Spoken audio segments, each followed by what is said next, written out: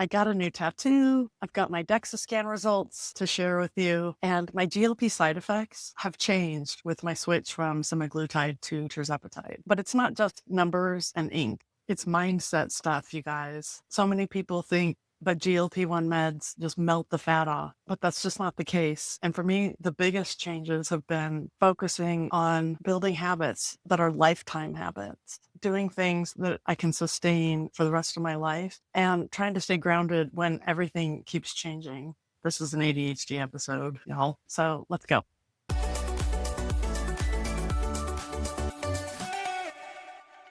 I had my Dexa scan a few weeks ago, and I'm just now getting around to really summarizing the results for you. I just talked about it a wee little bit right after it happened. And initially, when I compared my Dexa scan from May 2025 to my August one, it was a little upsetting because there were some things that looked worse. But then I found out that because I had them done at two different locations, that the machines might not be calibrated exactly the same. So now I'm not sure what to take with a grain of salt and what really suggests that some things have changed. So I am inclined to just kind of not pay much attention to my last August Dexa scan since it wasn't on the same machine as this one. What I'll do is I'll go back to this same place in like 6 months or something and see how it's going. So overall, my total weight was 199. My lean mass was 109 pounds and my fat mass was 84.5 pounds. My body fat percentage is 43.7%. My android fat, or in other words, my abdominal fat, was 6.2 pounds. And my visceral adipose tissue, that visceral fat around the internal organs, which is the dangerous stuff, was 1.64 pounds. And she said optimally under 1 pound is healthy. So 1.64 is like not great, but not terrible. My bone density was good in the average, it's just a tick above average, but in the average range. My BMI from the Dexa scan is 29.2, which is in the overweight range. Under 30 was overweight. When I started the GLP-1 several months ago, I was in the 30s and obese. So even though I'm only down about 12 or 13 pounds, I think 12 at the time of the Dexa scan, I did kind of go down a category. So that was nice. Overall, there weren't any huge surprises in this solo Dexa scan. It was when I compared it to last year's that it looked like my bone mineral density had gone up, which is good news, and that my visceral fat had increased, which is bad news. But now I'm just not sure if that's accurate or not. The machines measure things a little differently. So I'm not inclined to read too much into that. But I am glad that I got this Dexa scan because it'll be an informative baseline for when I go back to that exact same machine. I also had my RMR tested while I was there. And my resting energy expenditure was 1,426 calories. The RMR, you sit and breathe into a tube for 10 minutes. Given your oxygen use, it estimates how many calories you burn completely at rest in a 24-hour period. And then it estimates how much extra you would burn just from regular activity, and then how much extra you'd burn on top of that from exercise. So my metabolic rate results are that my resting energy is 1,426 calories, that lifestyle and activity calories are an additional 426 calories, and that adding exercise on top of that is another 148 calories. This seems about right to me. When you add those three numbers up, you get about 2,000 calories. And so for me to eat 16 or 1,700 calories a day would let me get all my nutrition and protein in and let me lose weight at a really healthy rate of like under a pound a week, which I would be perfectly happy with. Those metabolism estimates are considered to be slow. I'm like 10% below the average woman my age. And the way that I can try to improve my metabolism is to try to keep building muscle. So I've been doing that and I'll keep doing that. And I would love to increase my metabolism, but if I don't, I can easily eat 1,700 to 2,000 calories a day. That would be very sustainable for me in the long term. my one reservation about going back to that same place to use that same machine. I'm still going to do it. But my reservation is that when we reviewed my RMR results, her recommendations about caloric intake were so low, like 11 or 1200 calories a day to lose weight. I'm just going to disregard what she said. I am not going to do that. That is not enough calories for me. So I don't have to listen to her nutrition or food intake advice in order to, get my Dexa scan there. And I just nodded along with her because I wasn't going to get into a debate with someone I don't know at a place that I'll go to maximum once or twice a year. But I am going to disregard that advice. And I am shooting more for about 1700 calories a day. And that is what my dietitian recommended. And that is what I am going to do. So those are my DEXA scan results. I am treating them as a baseline, even though I had one last year. It was at a different place, and I'm going to choose not to compare them. I think I will wait 6 months before I get another one, just to give my body time to make whatever changes it'll make, given that I continue to strength train, that I'm trying to lift heavier, and I switched to Tirzepatide from Semaglutide.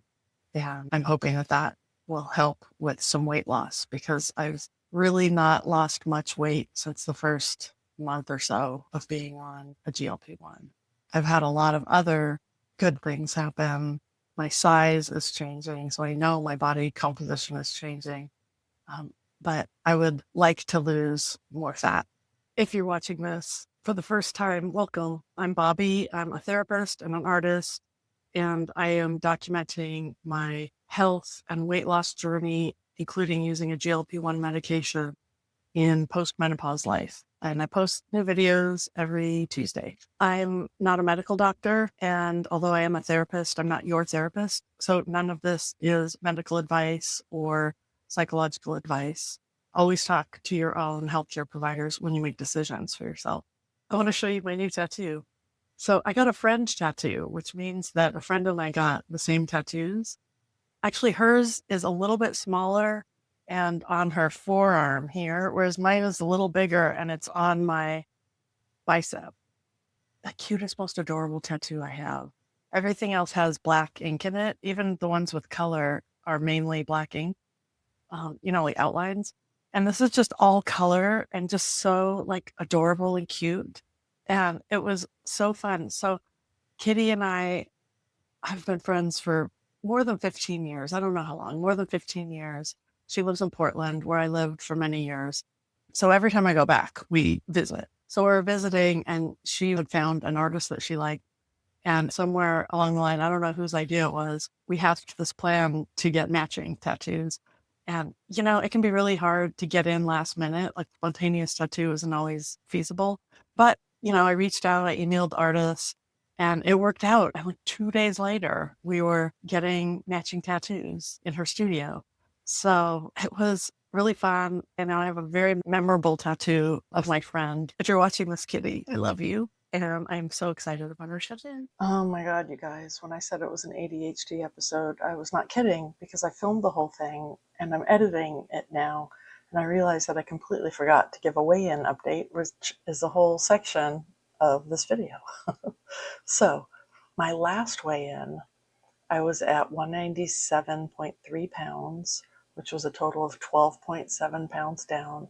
And today I am at, well, actually it was yesterday that I weighed in, but I was at 197.1.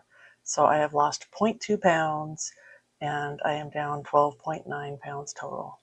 This is super slow, you guys, but I'm still going to take it because it's going in the right direction. The highlight of my exercising this week was when I was still in Portland. I went on a gorgeous hike in the gorge with my niece daughter. There were at least 3 waterfalls we walked by, and one of them you have to stand behind, which is pretty magical if you've never done that. And it was just a gorgeous day. The elevation provided us with some amazing views, and just being with her and hiking in the forest was totally my happy place. Also, I picked some wildflowers on the way and made a little bouquet that I carried for most of the hike, and then threw it back into nature for it to, compost naturally. So that was definitely the highlight. But I'm home now and back at the gym. That's going well. Since I got home, I've lifted once and done my cardio intervals once. I'm going to go lift again today after I'm done filming this.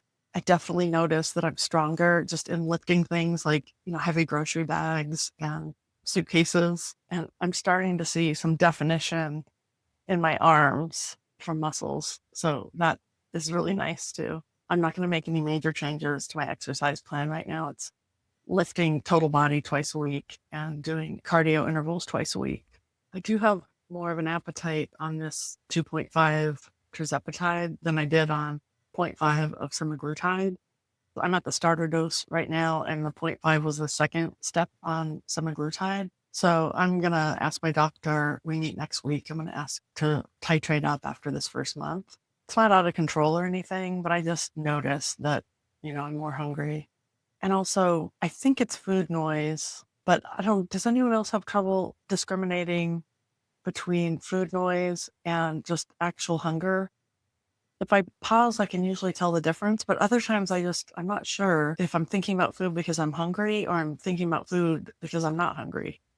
When I say it, it sounds like I should know the difference, but it's just not always that clear to me.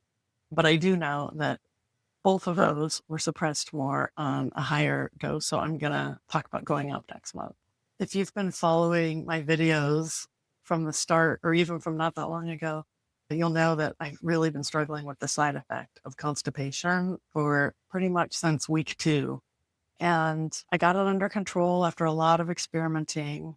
And then I switched from semaglutide to Zepbound a couple weeks ago. And guess what? I am not as constipated. Yay! It is so nice to have a break from that. I do still need some intervention, but it's not as much. Like I notice if I take Mag07, just like a couple of Mag07 pills, not a whole dose of 3 capsules, a couple times a week, that's been fine. I think once or twice I put some Miralax in my water because it helps draw more water into your digestive tract to keep things more hydrated and, softer. So I did that a couple times, but really it's night and day. So that's really nice. But I have traded it for another side effect, nausea. I did not get nauseous on semaglutide. There were right at the beginning, like fleeting little queasiness feelings. So small that I just kind of ignored them and they went away. But on Tirzepatide, twice in the past week, I took a Zofran because I was feeling so nauseous. That kind where you just like wish you could throw up so you could stop feeling nauseous. And once it was in the middle of the day and once it was in the middle of the night, I woke up and was like, oh, I feel like I'm going to throw up. Took a Zofran and it went away and I went back to sleep. So that's interesting, but that's been a side effect on this low dose of Tirzepatide. But it's only happened twice and taking a Zofran took care of it. So I'm optimistic that it won't become a big problem. I might eat those words later, you never know. But right now it's not a huge barrier. I did pay attention to whether I'd had enough to eat and drink when I got nauseous. Middle of the night, I could have been hungry, but it doesn't make sense to have to wake up and eat in the middle of the night. The other time, it wasn't that long after a meal, so I wasn't hungry. And I'm pretty good about hydrating on a regular basis, so I don't think it was that. So I'm not sure why I felt it, but I did. And I'll just keep track of that and see if it happens more when I go up in dose in the next couple weeks. I'll see, what happens. The doses, they kind of go up a lot. Like 2.5 to 5, you're doubling your meds. So it'll be interesting to see if the side effects get worse as my dose goes up. I don't know. That's an issue for future me. The word cloud artwork I was messing around with the past few weeks, I put onto a t-shirt and I ordered one. It hasn't arrived yet. I'll show it to you when it arrives. I didn't order the leggings yet because I still think I might work on the pattern more. I'm not sure. But they are up in my shop and I will put the links in the description if you feel like you want a t-shirt or leggings. But I just want to share it because this is a fun project and it just kind of arose out of wanting to work out while wearing, that's a lot of W's, wanting to work out while wearing inspirational words. That's where this idea came from. And first I made it a repeating pattern on the leggings. And then someone in the comments said it would look cute on a t-shirt. And I was like, it would look cute on a t-shirt. So I put it on a t-shirt, and I don't know when it'll arrive. I want to wear it and see what I think of it. I've only ordered their cotton t-shirts before, and this one is the synthetic workout t-shirt. So I'll try it out, and I'll tell you guys honestly what I think, because I will let you know if I don't like it. I do love their leggings. They are soft, they are high-waisted, they're super comfortable.